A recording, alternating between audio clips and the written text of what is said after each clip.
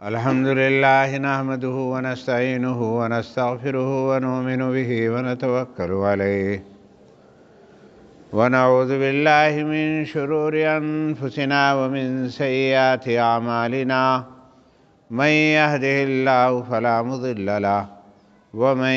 يضلل فلا هادي له ونشهد أن لا إله إلا الله وحده لا شريك له ونشهد أن سيدنا وحبيبنا وشفيعنا ومولانا محمدًا عبده ورسوله صلى الله تعالى عليه وآله وسلم. اللهم ألهمنا مراشد أمورنا وأعذنا من شرور أنفسنا ومن سيئات أعمالنا. اللهم اغفر لي واغفر لي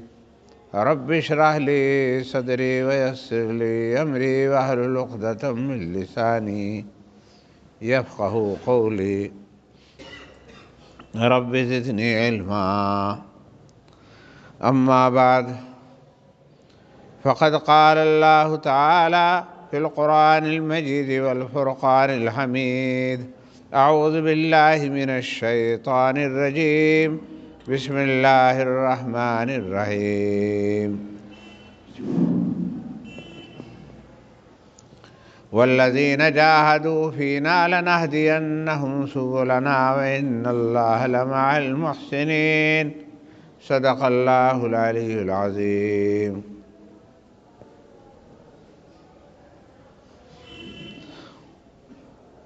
میرے محترم بزرگوں،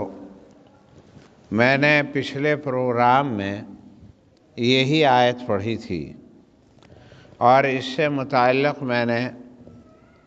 کچھ گزارشات اور کچھ باتیں آپ کو سنائی تھی، بتائی تھی. اسی سے متعلق کچھ باتیں عرض کرنے کا ارادہ ہے. میرے بزرگوں، اللہ رب العزت نے اس کارخانہ عالم میں یہ جو پورا سنسار ہے، پوری کائنات ہے، پورا عالم، اس میں ایک نظام بنایا ہے اور وہ یہ کہ جو چیزیں انسان کی طاقت سے باہر کی ہیں، ان چیزوں کا ذمہ تو خود لے لیا، اور جس چیزوں کے اندر انسان کچھ ہمت دکھا سکتا تھا، کچھ کر سکتا تھا، اس کے کرنے کا انسان کو مکلف بنا دیا. یوں سمجھ لو کہ انسان کو زندگی کے اندر پانی کی ضرورت ہے، ہوا کی ضرورت ہے، حرارت کی، آگ کی حرارت اور گرمی کی بھی ضرورت ہے.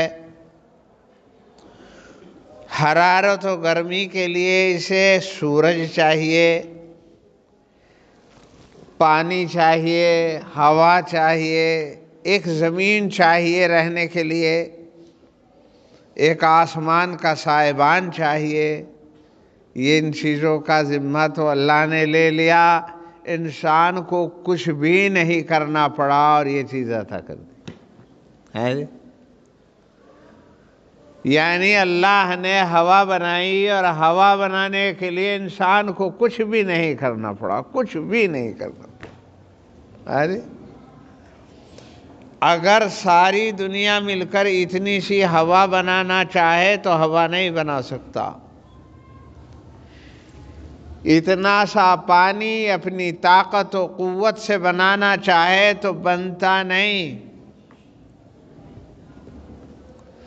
سورج بنا سکتا ہے آدمی؟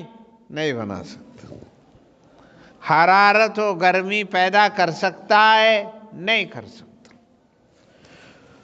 میرے بزرگوں، یہ اللہ رب العزت کی شان ہے کہ اس نے خزانے کے خزانے عطا کر دیے اور اپنی طرف سے عطا کر دیے. ایک پتی کا ایک تنکا اٹھاؤ، پتی تو جانے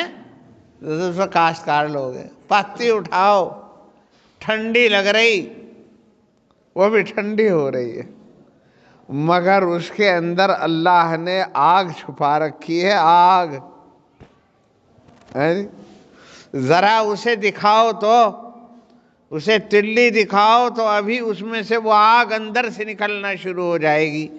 جس میں آگ کہیں نظر نہیں آ رہی تھی، اٹم لگا رکھا تھا ہم نے پاتی کا، پاتی کا ایک تنکا اٹھاؤ، کہو اس میں آگ ہے،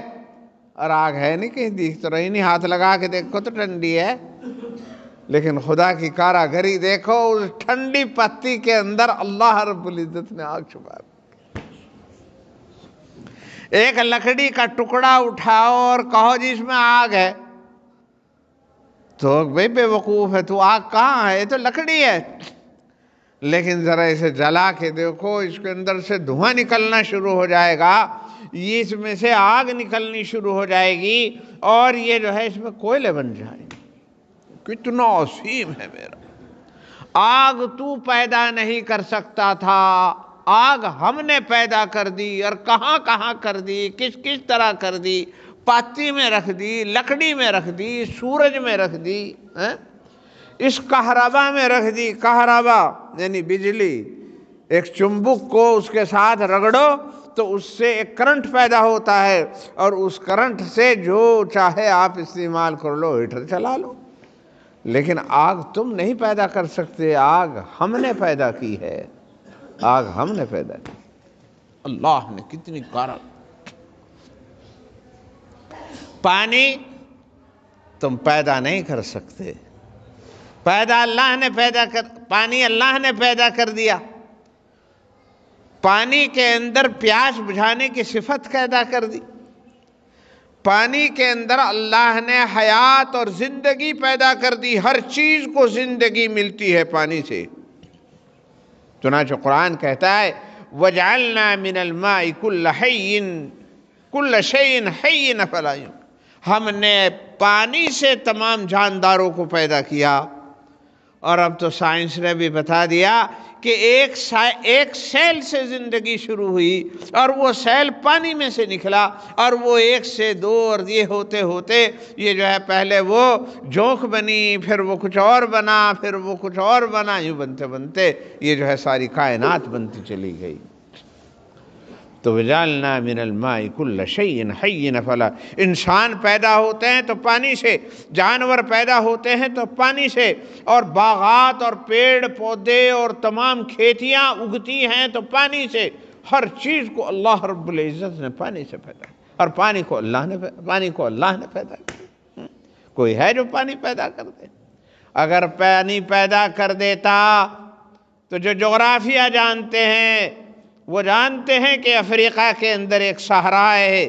جسے صحرائے اعظم کہتے ہیں، وہ جو ہے وہاں 10 سال ہو گئے، 20 سال ہو گئے، پانی کا کوئی قطرہ نہیں برا، وہاں کوئی اپجاؤ نہیں، کوئی بارش نہیں، وہاں مطلب یہ کہ کوئی پیداوار نہیں تو کوئی جاندار نہیں، کوئی انسان نہیں، تو صاحب اگر جو انسان وہ جو ہے وہاں اپنا بارش برسا دیتا، وہاں پانی کا پیدا کر دیتا، پانی پیدا کرنے کے خزانے کر دیتا۔ عرب کا علاقہ ہے، وہاں پانی کم ہے، تو یہ تو کیا کہ انہوں نے سمندر کے کنارے ایسے ریفائنریاں لگا دی، ایسے کارخانے لگا دیے جس کی وجہ سے اس کھارے پانی کو فلٹر کیا جاتا ہے، اور فلٹر کر کے اسے جو ہے صاف کر دیا جاتا ہے، نمک الگ کر دیا جاتا ہے، اور وہ پانی لیکن اللہ کے پیدا کیے ہوئے پانی کو ہی ٹھیک کر لیتے ہیں، صاف کر لیتے ہیں، لیکن پیدا نہیں کر سکتے، پانی کو پیدا نہیں۔ تو میرے بزرگوں، مجھے عرض کرنا تھا کہ اللہ رب العزت کی عادت شریفہ اور اس کا قانون فطرت یہ ہے کہ جو تیرے بس کی بات نہیں تھی وہ تو چلو ہم نے کر دیا، لیکن کچھ کام اس کے ذمہ ڈال دیے، جن کی طاقت تھی وہ اسی چیز کا ذمہ ڈالا، وہ اس کی صلاحیت دیکھنے کے لیے بڑا اترادہ پھرتا ہے۔ اللہ کی دی ہوئی پانی کو پی کر، اللہ کے دیے ہوئے ہوا کے اندر سانس لے کر، اللہ کی دی ہوئی روٹی کھا کر، اللہ کی دی ہوئی جوانی دے کر پا کر اکڑتا پھرتا، یوں سوچتا ہے میں پتہ نہیں کیا ہوں، ذرا کچھ کر کے تو دکھا، کچھ کر کے تو دکھا۔ انسان کی مجبوری دیکھو، انسان کو خون کی ضرورت ہے، خون کی ضرورت ہے۔ آپ اپنا مریض لے کر کے جاتے ہیں، اسے خون کی 10 بوتلوں کی ضرورت ہے، تو وہ پہلے کہا خون دو، خون دو پہلے ہی۔ تو بھائی آپ کو انتظام کرنا پڑے خون دینے کا، آپ کو خون دینے کا انتظام کرنا پڑے۔ مارکیٹ میں یا کہیں بھی سٹی کل میں کوئی فیکٹری ایسی نہیں، نہ یہاں نہ امریکہ میں، جس میں خون بنتا ہو اور وہ انسان کے کام آتا ہو۔ اس کی فیکٹری ہے تو اس انسان کے اندر لگی ہوئی ہے، اندر لگی۔ ہائے ہائے، وہ انسان جو ساری دنیا کو اپنے ایٹم بموں سے تباہ کرنے کی صلاحیت رکھتا ہے۔ ایک جگہ میں نے پڑھا تھا کہیں کہ روس کے پاس اتنے ایٹم بم ہیں کہ وہ ساری دنیا کو 3 مرتبہ تباہ کر سکتا ہے۔ اتنے کی ضرورت بھی نہیں، بھئی ایک ہی دفعہ تباہ ہو جائے گا۔ لیکن ہوس دیکھو، اتنے بنا رکھے ہیں کہ پوری دنیا کو 3 مرتبہ تباہ کر سکتا ہے۔ تو اتنے ایٹم بم تو یقیناً بنا لیے، لیکن ذرا ایسا بھی تو کرو، ان دکھیارے لوگوں کو خون کی ضرورت ہے، ذرا ایک خون کی فیکٹری بھی تو بنا دو جس میں خون ملا کرے۔ لیکن صاحب کسی کو بھی ہو، چاہے وہ وزیر اعظم ہو، چاہے وہ مکھیہ منتری ہو، چاہے وہ کہیں کا بین الاقوام کا بھی ہو، اگر اسے خون کی ضرورت لگے گی، بنے گی، تو اسے کسی اللہ کے بنائے ہوئے کارخانے میں ہی جانا پڑے گا، کسی غریب کے پاس، کسی امیر کے پاس، کسی چھوٹے کے پاس، کسی بڑے کے پاس، کہ ذرا سا خون دے دو۔ وہ ان سے ہی مانگا ہوا، اکٹھا کرا ہوا یا پیسے دے کے لیا ہوا وہی خون چڑھا سکتے ہیں آپ۔ کوئی خون ایسا نہیں بنا سکتے کہ صاحب کسی برانڈ میں بن رہا ہو اور وہاں سے وہ ہو رہا۔ کس قدر عاجز ہے انسان، اپنی زندگی بنانے کے لیے، بچانے کے لیے خون کی ضرورت ہے، اور خون اللہ کی اس فیکٹری کے علاوہ کہیں نہیں بنتا۔ اللہ دکھا رہے ہیں تیری حیثیت تو یہ ہے، تو اتنا بڑا کاریگر ہے، تو اتنا بڑا مطلب یہ کہ مینوفیکچرنگ کرنے والا ہے، اتنی چیزیں بنانے والا ہے۔ تیرا بنانا تو اس وقت دیکھیا جب تو اپنے پینے کے لیے پانی نہیں بنا سکتا، اور اپنے لیے جو ہے وہ تو ہوا نہیں بنا سکتا، اور اپنی زندگی بچانے کے لیے خون نہیں بنا سکتا۔ اس قدر عاجز ہے انسان۔ تو جو انسان یہ ساری باتیں اس لیے کی جاتی ہیں، یہ قرآن کا اسلوب ہے، یہ اللہ کے دین کا اسلوب ہے، یہ اولیاء اللہ اور بزرگان دین کا اسلوب ہے، کہ یہ ان کا طریقہ ہے کہ ان چیزوں کے اندر غور کرے اور خدا کی بے عظیم اور اللہ تبارک و تعالیٰ کی انتہائی عظیم وہ جو ہے قدرت کاملہ کو پہچانے، اور پہچان کر کے اس کا شکر گزار ہو۔ اتنا بڑا ہے میرا رب، اتنا بڑا ہے میرا مولا، اور اتنا بڑا کاریگر ہے وہ، اس نے ایسی چیزیں بنائی کہ آج انسان جو افلاطون بن رہا ہے، یوں سوچتا ہے کہ ساری دنیا کا میں مالک ہوں۔ اس کی عاجزی کا عالم یہ ہے، ذرا بچ کے تو دکھا اور بچا کے تو دکھا۔ ہوا کا ایک حصہ ہے جسے آکسیجن کہتے ہیں، اسی ہوا میں سے اسے کسی طرح کر کے اس میں جو ہے آکسیجن کو علیحدہ کر لیا جاتا ہے۔ اللہ کی دی ہوئی، اللہ کے بنائے ہوئے آکسیجن، یہ نائٹروجن اور آکسیجن سے مل کر کے بنتا ہے پانی، تو ہوا میں وہ پایا جاتا ہے۔ تو اسے اللہ کے بنائے ہوئے آکسیجن کو، آکسیجن بنتا نہیں، اللہ کا جو بنایا ہوا آکسیجن ہے اور ہوا میں ہے، جو ہماری زندگی کے اندر ہے، اسے ہی کچھ طریقہ اختیار کر کے الگ کر لیا جاتا ہے، اس میں جو ہے آکسیجن سلنڈر کے اندر، اور پھر جہاں ضرورت ہوتی ہے اسے استعمال کر لیتے ہیں۔ پیچھے تو وہ پتا ہوگا جب وہ کورونا چلا آکسیجن کی زیادہ ضرورت ہونے لگی، آکسیجن کی زیادہ ضرورت ہونے لگی، چونکہ آکسیجن جو ہے وہ انسان کی زندگی کے لیے بہت ضروری ہے، زیادہ مقدار چاہیے، بعض بیماریوں میں زیادہ مقدار چاہیے، نمونیا میں، اور یہ نمونیا ہی تھا، یہ کووڈ جسے کہتے ہیں، کیا کرونا جسے کہتے ہیں، تو اس میں آکسیجن کی زیادہ ضرورت تھی، تو صاحب آکسیجن کے سلنڈر ملنے ہی مشکل ہو گئے۔ ارے بھائی بنا لو نا، بنا لو، لیکن نہیں، خدا کے بنائے ہوئے کو فلٹر کرنا، الگ کرنا، اسے علیحدہ علیحدہ کرنے کا جو ان کا سسٹم تھا وہ بھی ناقص پڑ گیا، وہ بھی کم پڑ گیا، اور اس وقت میں وہ اگر وہ 50 روپے کا ملتا تھا تو وہ 500 روپے کا بھی نہیں ملا، بلکہ اس سے بھی زیادہ۔ تو اس سے پتہ چلتا ہے اللہ ہر حال میں قدم قدم پر انسان کو اس کی عاجزی دکھلاتے ہیں، اس کی عاجزی دکھلاتے ہیں، اتنا ہے تو، اتنی ہے تیری پاور، اتنی ہے تیری عقل، تو ساری کائنات جس کے ہاتھ میں ہے وہ تو رب ذوالجلال ہے، ابھی تو نے اپنی ضرورت کی چیزیں بھی پوری نہیں پیدا کی۔ ہاں کچھ چونکہ طاقت، کچھ عقل بھی تو دی ہے نا، اسے اپنا خلیفہ بنایا، تو تھوڑی سی چیز کے لیے اسے کہہ دیا کہ یہ کام تو کر کے دیکھ، اتنا سا کام تو کر کے دیکھ، ہاں اللہ تعالیٰ نے اسے کچھ وہ کر دیا۔ گیہوں ہم نے بنایا ہے تینے نہیں، سیب ہم نے بنایا ہے تو نے نہیں، اس پیڑ پہ امرود لگ رہا ہے، اتنا ہی بڑا پیڑ یہ سیب کا ہے، اس کے اندر سیب لگ رہا اور اس کے اندر امرود لگ رہا، اس کا رنگ الگ، اس کا رنگ الگ، اس کا ذائقہ الگ، اس کا ذائقہ الگ، اس کے فوائد منافع الگ، اس کے فوائد منافع الگ۔ یہ تو ہمارا کام ہے، ذرا تو کر کے دکھلا، اس سیب کا ٹماٹر بنا دے، دیکھ کے بنا سکے کیا؟ لیکن اللہ رب العزت نے یہ کیا کہ اتنا اللہ ویسے بھی پیدا کر سکتے تھے کہ آسمان سے ہی کھانا اتار دیا کرتے،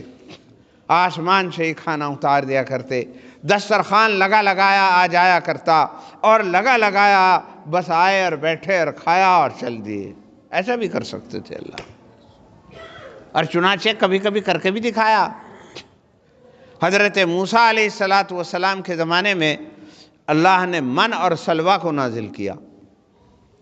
من ایک بٹیر جیسا ایک پرندہ ہوتا تھا، اسے سلویٰ کہتے تھے، سلویٰ کہتے تھے،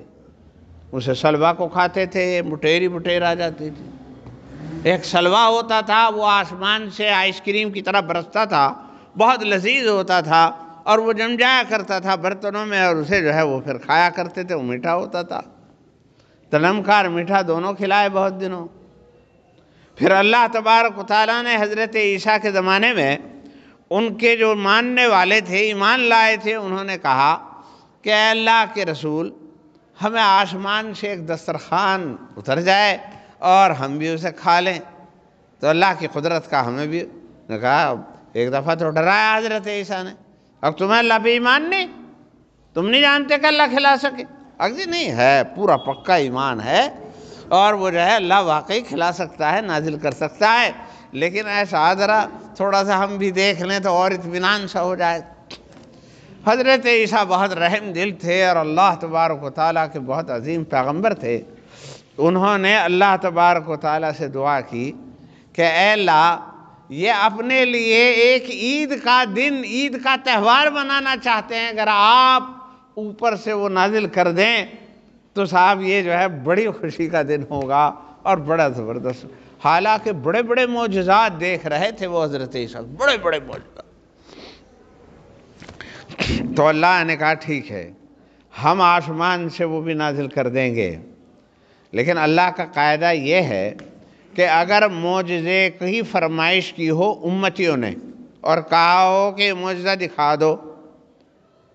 اور ہم ایمان لے آئیں گے، تو اور وہ پھر ایمان نہ لاویں تو پھر خدا کا عذاب نازل ہو کر سب کو تہز نہز کر دیتا۔ اور اگر انہوں نے کوئی مطالبہ نہیں کیا تھا، نبی نے اپنی طرف سے کوئی کرامات اور معجزہ دکھا دیا، اور پھر اسے چاہے کوئی ماننے نہ ماننے، اس پہ عذاب الہی نہیں آتا۔ اگر مطالبہ کیا تھا اور کہا تھا، درخواست کی تھی کہ ہمیں یہ دکھاؤ، ہم ایمان لے آئیں گے، اور پھر وہ دکھا دیا اور ایمان نہیں لائے، تو پھر سب پہ عذاب آتا۔ تو انہوں نے چونکہ اللہ نے کہہ دیا کہ ٹھیک ہے، اور معجزے تم نے دکھائے، مردے کو زندہ کر دیا، اندھے کی آنکھوں کو روشنی دے دی، کوڑھی کے سر بدن پر ہاتھ پھیرا ٹھیک ہو گیا، یہ سارے معجزے تم نے اپنی طرف سے دکھائے۔ انہوں نے اکثروں نے نہیں مانے، کوئی عذاب نہیں آیا، لیکن اب یہ مطالبہ کر رہے ہیں کہ آسمان سے دسترخوان اترنا چاہیے، تو ٹھیک ہے ہم اتار دیں گے، لیکن اگر ایمان نہ لائے تو پھر ایک ایک انڈا بچہ سارا مار دیں گے۔ تو خیر انہوں نے کہا جی ہم تو پہلے ایمان لائے ہوئے۔ تو پھر وہ جو ہے آسمان سے ایک دسترخوان اترا، دسترخوان اترا، اس میں گوشت بھی تھا، اس میں مچھلی بھی تھی، اس میں روٹی بھی تھی، اس میں پنیر بھی تھا، بہت ساری چیز، اور وہ کھایا۔ تو اللہ نے ایسا کر کے دکھایا، اور قرآن شریف میں ایک مستقر سورت ہی اللہ نے اس نام سے نازل کی، سورہ مائدہ۔ مائدہ کے معنی دسترخوان کے ہیں، کہ آسمان سے دسترخوان اترا اور اس پر کھانا تھا اور انہوں نے کھایا۔ تو کبھی کبھی اللہ میں نے ایسا کر کے بھی دکھایا کہ ہم اس پہ قادر ہیں، ہم اس پہ قادر ہیں کہ آسمان سے روٹیاں اتار دیں اور تمہیں بنا بنایا کھانا کھلائیں۔ لیکن عام عادت اللہ نے یہی بنائی کہ نہ تم گیہوں کو اگا سکتے ہو، اور نہ اس میں بیج لگا سکتے ہو، نہ اس کے اندر پھلیاں لگا سکتے ہو، نہ اس کے اندر دانے پیدا کر سکتے ہو۔ یہ سب کام تو ہم کریں گے، مگر اتنا تمہیں ضرور کرنا پڑے گا، زمین کو کریلنا پڑے گا، اس کے اندر دانہ ڈالنا پڑے گا، اس کے اندر ہمارا پانی بنایا ہوا پانی سے سینچائی کرنی ہوگی، اور اس طریقے سے تم اسے اگانا ہوگا۔ ہمارا سورج اسے پکائے گا، ہماری ہوائیں اسے لہلہائیں گی، یہ اس کے اندر دانہ پیدا ہو جائے گا، اور ہم پیدا کریں گے۔ ہمارا سارا آرگن اور ہمارا سارا سامان اس کے اندر لگا ہوا ہوگا، ہوائیں اسے لہلہائیں گی، اور سورج اسے پکائے گا، اور زمین اسے اگائے گی، اور اس کا پانی اس کے اندر دودھ اور وہ دانہ پیدا کرے گا۔ تب مطلب یہ کہ تیرے ہاتھ آئے گا، لیکن کاٹنا تجھے پڑے گا، اسے گاہنا تجھے پڑے گا، اسے پیسنا تجھے پڑے گا، اسے گوندنا تجھے پڑے گا، اس کی روٹی تجھے بنانی پڑے گی، اور اسے پھر جو ہے منہ تک لے جانا تمہیں پڑے گا۔ دانت ہم نے بنا دیے، زبان ہم نے بنا دی، لعاب دہن ہم نے بنا دیا، پیٹ ہم نے بنایا، حلق ہم نے بنایا، ہضم کرنے کے لیے پیٹ اور معدہ اور آنتیں ہم نے بنائی، اس میں سے خون نکالنے کی مشین ہم نے تیرے اندر فٹ کر دی۔ وہ خون جو کسی سے نہیں بنتا، وہ فیکٹری ہر آدمی کے پیٹ میں لگی ہوئی ہے، یہ کام ہم کر دیں گے، لیکن اتنا سا کام تجھے کرنا پڑے گا، اور اسے پیسنا پڑے گا، اسے کھوٹنا پڑے گا، اسے چلانا پڑے گا، اسے یہ کرنا۔ تو کچھ کام انسان کے ذمے لگا دیے، لیکن جو بھاری کام تھے وہ اللہ نے اپنے لیے۔ اور پھر کیا کہا؟ پھر یہ کہا کہ جتنا تجھے کہا اتنا تو کر دے۔ دنیا کا نظام بنا دیا اللہ نے، اللہ نے دنیا کا نظام بنا دیا کہ کام کرو اور کھاؤ، کام کرو اور کھاؤ، حرکت میں برکت رکھی۔ بعض لوگ آتے ہیں ہمارے پاس، اب جی برکت نہیں ہے، میں نے کہا برکت نہیں ہے، وہ تعویذ لینا چاہتے ہیں کہ تعویذ سے برکت ہو جائے۔ میں نے کہا کام پہ جاتے ہو؟ جی بس کام پہ بھی نہیں جایا جا رہا، جانے کو جی ہی نہیں چاہ رہا۔ میں نے کہا جب جی نہیں چاہ رہا اور جانے رہے تو برکت ویسے ہی ڈھونڈتا پھر رہا۔ برکت تو اللہ کے ہاتھ میں ہے، اللہ برکت دیں گے، مگر اللہ نے قانون بنایا ہے، وہ خدا جو آسمان سے وہ نازل کر سکتا ہے، اس نے قانون بنایا کہ زمین میں جتائی کر، اس کے اندر دانہ ڈال، اس کے اندر پانی دے، اور پھر جب یہ لہلہا جائے پھر خدا سے مانگ، اے اللہ اس میں برکت دے دے، پھر خدا سے مانگ۔ لیکن بیج نہیں ڈالا اور کہہ رہا یوں ہے اللہ میاں مجھے کھیتی بڑھیا دے دے، تو یہ خدا کے ساتھ دعا نہیں ہے، خدا کے ساتھ مذاق ہے۔ نکاح تو کیا نہیں، بیوی تو لایا نہیں، اور کہہ رہا یوں ہے اللہ میاں مجھے اولاد دے دے، تو یہ دعا نہیں، یہ تو خدا کے ساتھ بدتمیزی ہے، یہ تو خدا کے ساتھ بدتمیزی ہے۔ پہلے دنیا کے اسباب کا کورم پورا کرو، اسے کورم پورا کرنے کے بعد پھر کہو، اگرچہ کورم پورا کرنے کے بعد ضروری نہیں کہ اولاد ہو جا، یعنی بیوی آ ہی گئی تو کوئی ضروری نہیں کہ اولاد ہو جا، وہ بھی اللہ نے اپنے ہاتھ میں رکھا۔ کوئی یوں نہ سمجھے کہ بیوی لے آویں گے تو وہ جو ہے پرفیکٹ اور بالکل پکی بات ہے اولاد ہو ہی جائے گی۔ پتہ نہیں کتنی بیویوں والے ایک کی بجائے دوسرا بھی کر لیا اور پھر وہی نہیں، دوسری سے بھی نہیں ہوا، دوسری سے بھی نہیں ہوا۔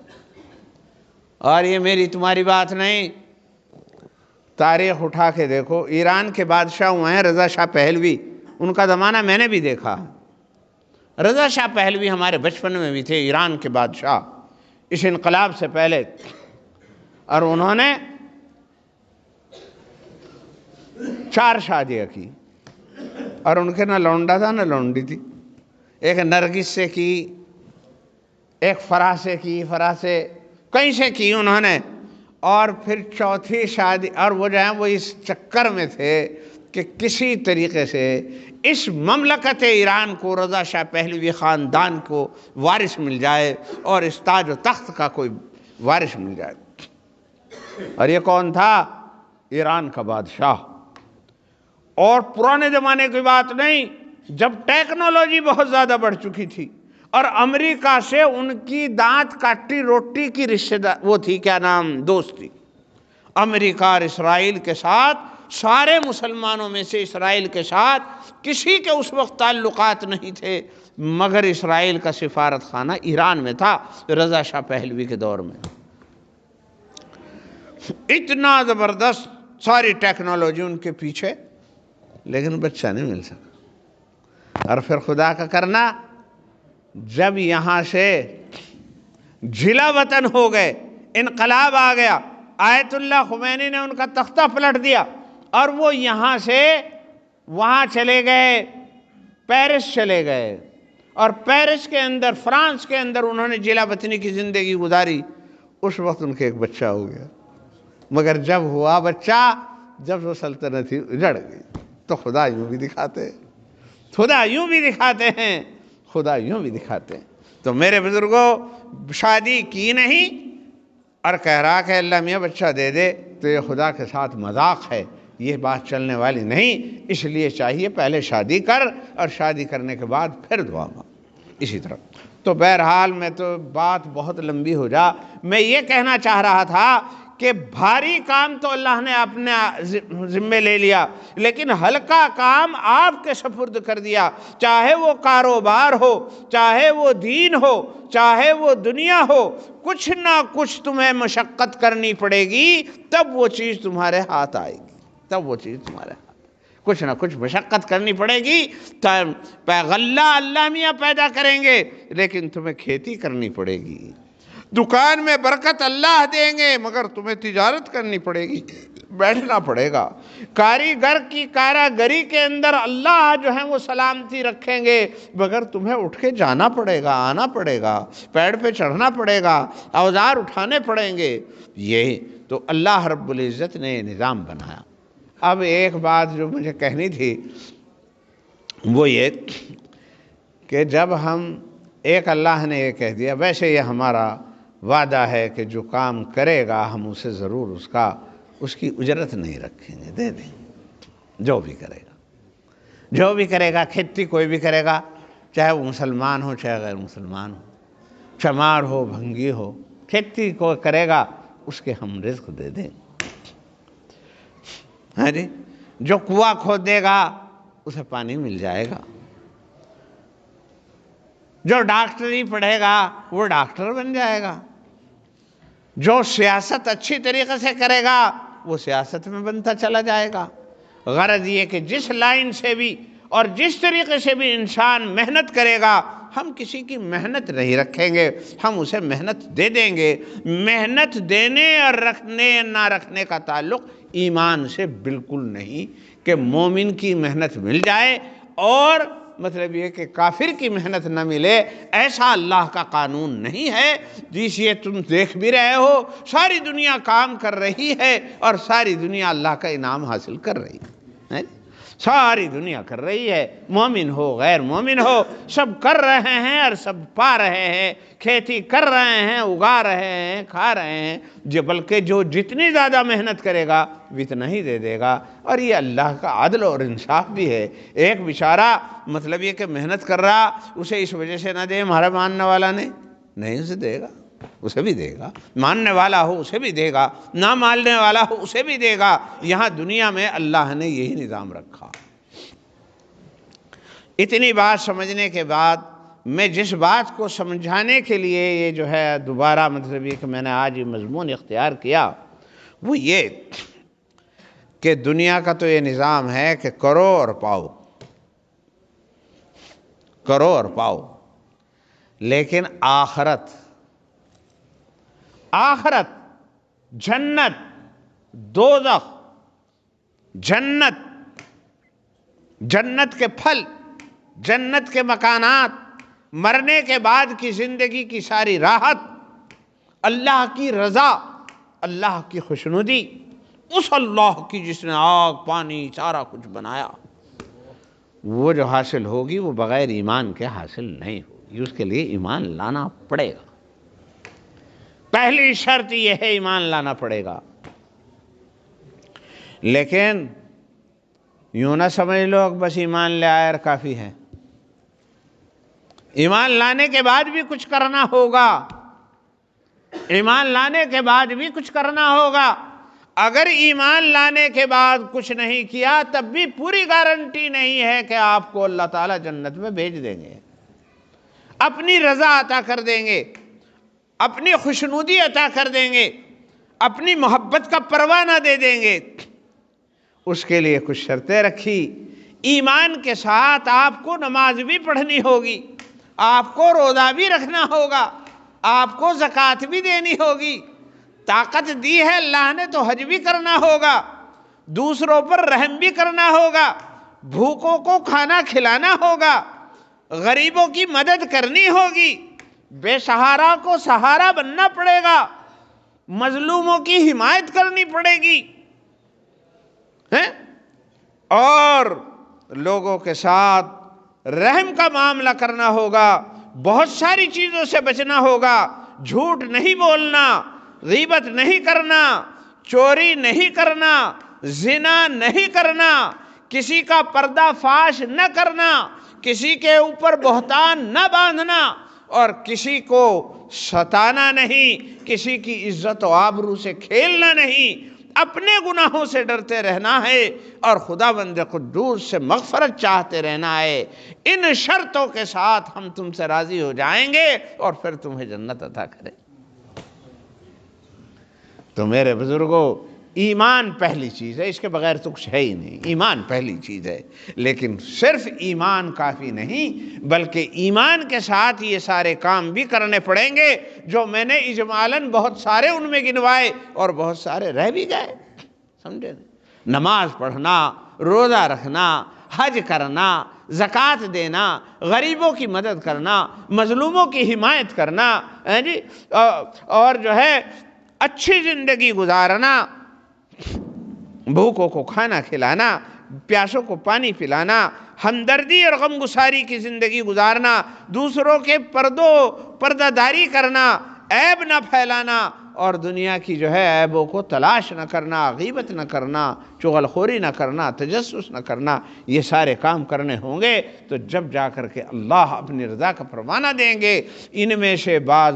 پر اللہ نے وعدہ کر لیا کہ ہم تمہیں جنت عطا کریں۔ اب اسے سب کو حاصل کرنے کے لیے دقت آتی ہے، پیش آتی ہے، کسی بھی چیز کو حاصل کرنے کے لیے دقت آتی ہے۔ اچھا یوں بتاؤ، کوئی ایسا ہے کہ اسے بغیر کسی دقت کے بس ویسے ہی بیٹھے اور اس کے کھیت میں مطلب یہ کہ پیداوار خوب ہو جاتی ہو؟ اب ہاں بھائی اگ جا، ہاں بھائی جت جا، اور ہاں بھائی بویا جا، اور ہاں بھائی ہو جا شراب، اور ہاں بھائی اب کٹ جا، یوں ہو کسی کے؟ یہ کھیت کسی کا حکم ماننے کرنا پڑے گا یا کروانا پڑے گا؟ مشقت برداشت کرنی، جب جا کے روٹی ہاتھ میں آئے گی۔ سائیکل کا اگر ایک پرزہ وہ ہو جائے اسے بھی ٹھیک کرنا پڑے گا یا کروانا پڑے گا، بغیر اس کے نہیں ہوگا۔ ہر چیز میں مشقت ہے، ہر چیز میں دقت ہے۔ اولاد ہو گئی، اولاد کا مزہ یوں ہی لے لے گا؟ نہیں، اسے مدتوں پالنا پڑے گا، اس کی بیماریاں دیکھنی پڑیں گی، اس پہ پیسے خرچ کرنے پڑیں گے، راتوں کو جاگنا پڑے گا، وہ روے گا اور یہ جاگے گا اور یہ لیو پھرے گا ٹھاؤ گا، جب جا کر کے پھر بھی پتہ نہیں یہ کام کا نکلے گا بھی یا نہیں نکلے گا، یہ بھی پتہ ہے۔ تو میرے بزرگوں، مشقت کو برداشت کیا جائے گا جب کوئی چیز کا نفع حاصل کرنے کی امید ہے، اور ہم یوں سوچ رہے دین یوں ہی حاصل ہو جائے،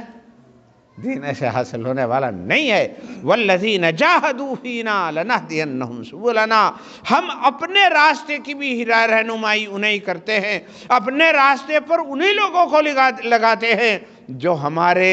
راستے پر چلنے کے لیے، ہماری رضا حاصل کرنے کے لیے، ہماری خوشنودی حاصل کرنے کے لیے، جنت کو پانے کے لیے مشقتیں برداشت کرتے ہیں، دقتیں برداشت کرتے ہیں، انہیں جنت ملتی ہے۔ جنت ہم نے یہی سوچ رکھی بس یہ ویسے ہی ٹکٹ ہے،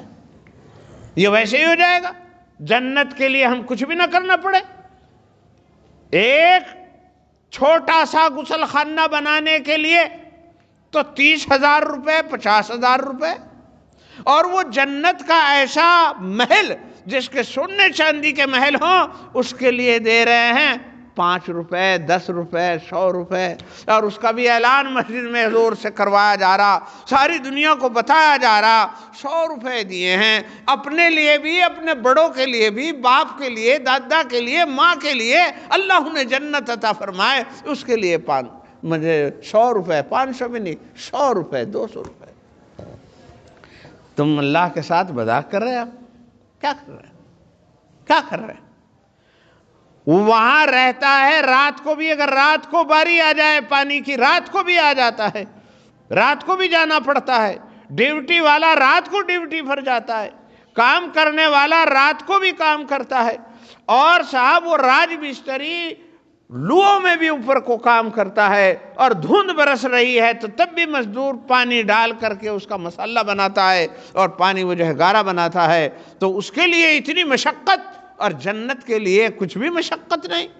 اللہ نے کہہ دیا ایسا نہیں ہوگا، وَالَّذِينَ جَاهَدُوا فِينَا لَنَهْدِيَنَّهُمْ سُبُلَنَا، اگر مشقت برداشت کرو گے تب ملے گی، مشقت برداشت نہیں کرو گے تو نہیں ملے گی۔ تو میرے بزرگوں، بس مشقت برداشت کرنے کے لیے تیار رہیے۔ نماز پڑھنے میں مشقت ہوتی ہے، لیکن یوں سوچئے اگر اللہ کی رضا چاہیے، اللہ پر ایمان لائے ہیں، اور اللہ کے اوپر اللہ کی جنت آپ کو چاہیے، اللہ کی خوشنودی، تو آپ کو صبح کو اٹھنا ہوگا، بستر گرم چھوڑنا ہوگا، اللہ کے گھر میں جانا ہوگا، اور اگر ایسا نہیں تو یہ غلط ہے۔ رمضان المبارک میں جی گرمی بہت ہو رہی ہے اور صاحب مطلب برداشت نہیں ہوتا، کھیتی کاٹنی پڑتی ہے، بھئی جنت میں اگر جانا ہے اور اللہ کی رضا چاہیے تو یہ مشقت برداشت کرنی پڑے گی، اور ساری چیزوں کے لیے سفر، لیکن اللہ کا دین حاصل کرنے کے لیے، اللہ کی اپنی روحانیت کو چارج کرنے کے لیے،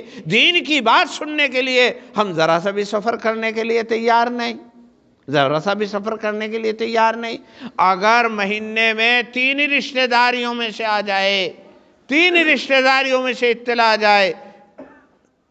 ہر 10ویں دن کے بعد کہ صاحب بڈھے کا انتقال ہو گیا، 10 بجے تدفین ہوگی، تو جانا پڑے گا، کیونکہ رشتہ داری کو برقرار رکھنا ہے۔ اگر رشتہ داری ٹوٹ گئی تو پھر کیا ہوگا؟ انہیں اعتراض ہوگا، اس لیے جائے گا، اور سردی میں جائے گا، سردی میں آئے گا۔ تو بھائی آپ حضرات، آپ حضرات واقعی سردی میں آتے ہیں اور سردی میں جاتے ہیں، یہ دین کو حاصل کرنے کے لیے ہے، اللہ کی رضامندی حاصل کرنے کے لیے ہے۔ آپ کا یہ آنا اللہ تعالیٰ قبول فرمائے۔ اللہ کا وعدہ ہے کہ جو دین کے راستے میں مشقتوں کو برداشت کرتا ہے تو اللہ تبارک و تعالیٰ اسے جنت عطا کرتے ہیں، اسے اپنی رضامندی عطا کرتے ہیں۔ یقیناً آپ حضرات آتے ہیں، آپ قابل قدر ہیں، اپنا وقت بھی لگاتے ہیں اور اپنی سائیکل بھی چلاتے ہیں، اس میں تیل بھی آپ لگاتے ہیں، آپ جو ہے سردی گرمی برداشت کرتے ہیں۔ یہ آپ کا آنا اللہ کی ذات سے امید ہے آپ کے لیے جنت کے حصول کا سبب ہوگا، اللہ کی رضامندی کا سبب ہوگا۔ تو میرے پیارو دوستو، یہ محفل صرف اسی لیے ہے کہ خدا کے بندے خدا کے دین کو اور خدا کی فطرت کو سمجھیں اور اس کے مطابق اپنی زندگی بنائیں۔ میرے پیارو، میرے دوستو، میرے مجھ سے تعلق اور محبت رکھنے والوں، اللہ کے دین کو حاصل کرنے کے لیے اگر مشقت برداشت کرنی پڑے تو اسے برداشت کرو۔ صبح کی مشقت، رات کی مشقت، فجر کی مشقت، کچھ اللہ کا ذکر کرو، کچھ اللہ کرو، کچھ رسول کا کلمہ پڑھو، کچھ استغفار پڑھو اور کچھ درود شریف پڑھو اور اللہ کے راستے میں خرچ کرو جہاں کہیں جس کی جیسی ضرورتیں ہیں۔ اپنے غریبوں اور فقیروں کا خیال رکھو، اپنے رشتہ داروں کا خیال رکھو، اپنی جو ہے بھائی بہنوں پھوپھیوں کا ان کا خیال رکھو، ان کے اوپر بھی اللہ کے راستے میں خرچ کرو۔ یہ بہت ضروری چیز ہے، یہ بہت ضروری چیز ہے۔ اللہ تبارک و تعالی ہمیں سبوں کو عمل کرنے کی توفیق عطا فرمائے۔ وآخر دعوانا الحمدللہ۔